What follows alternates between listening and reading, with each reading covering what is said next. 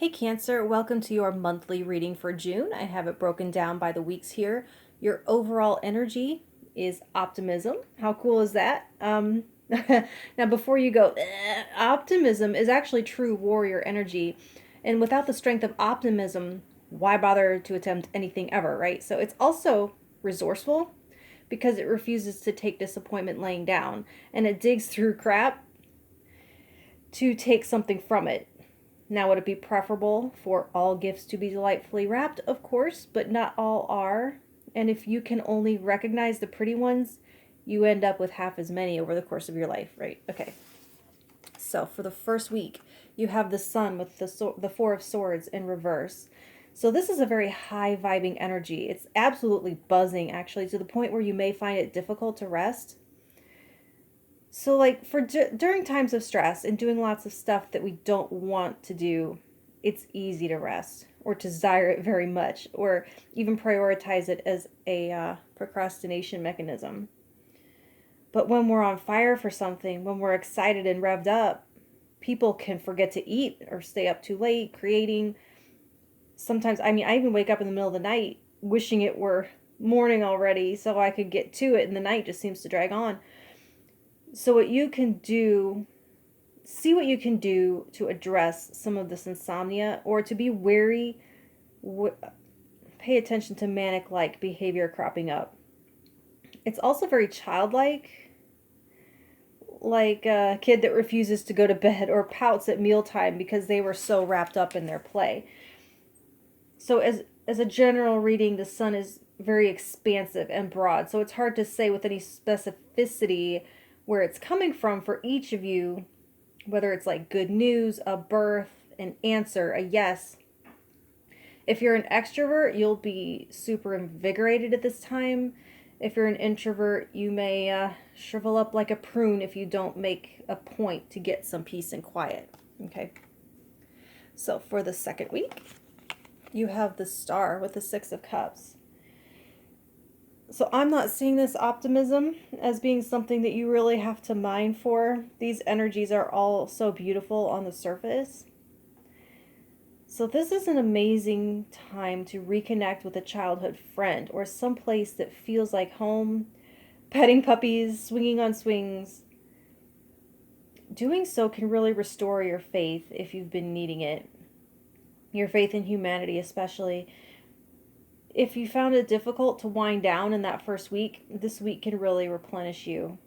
And it should help with that. Things out there are truly getting crazy, it seems like, and you may really be in need of some hope.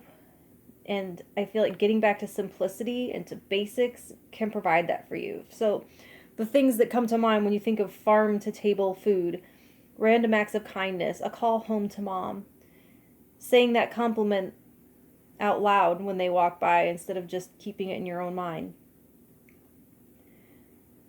And I'm not seeing this as wouldn't that be a nice thing for you to try to do this week? It's more like it's going to be a much needed medicine for you.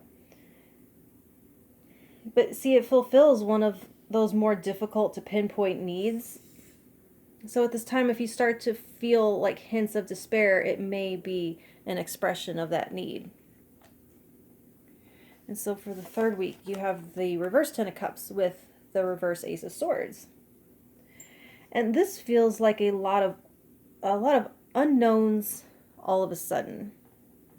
And things you thought would fulfill you are coming up short, and beliefs that you held dear are showing some plot holes. It seems like things look up and start getting better, only for the next day to come up with some fresh BS to stand in between you and happily ever after. But keep in mind that happily ever after is how they end stories. It's how they end movies. So unless you're trying to skip to the end and wind up like Adam Sandler in that movie with the magic remote control, I don't remember what it was called, but he could like speed through the boring parts, but the problem is that the next thing you knew at the end, he was at the end of his life. He was like, oh shit, where did my life go? Anyway, so unless that's your goal, consider it a good sign. So there's lies being uncovered here, particularly around false promises It could be from a person for some of you, but I'm seeing that more like from culture, from society, from fairy tales even. It's kind of like, okay, promises made to keep you in line.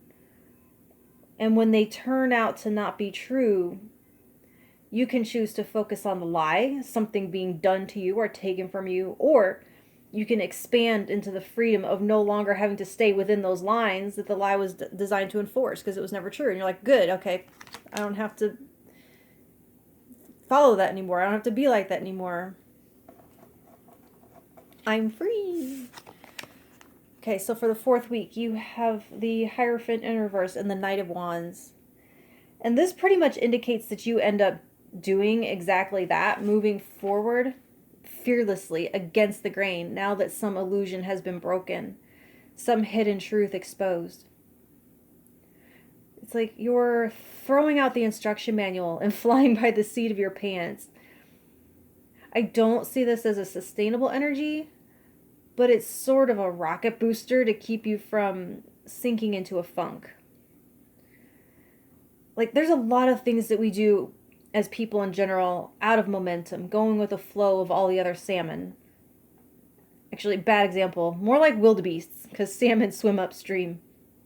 It's hard to change course without like a turbo boost of some sort, some liquid Schwartz in your tank. And this is the week for that, getting like a jump start for the old motivation engine. Because momentum, it's moving in a direction of a bubble that's already burst for you. But in so doing, shattering the glass of that one and only possible outcome, you have a view of all the possible outcomes. And you're there for it, man. You see something you like, I think. So that's what I have for you at the moment. And if you want to hear what I have to say for you in July, like, share, and subscribe and all that good stuff. And I will talk to you then. Thank you.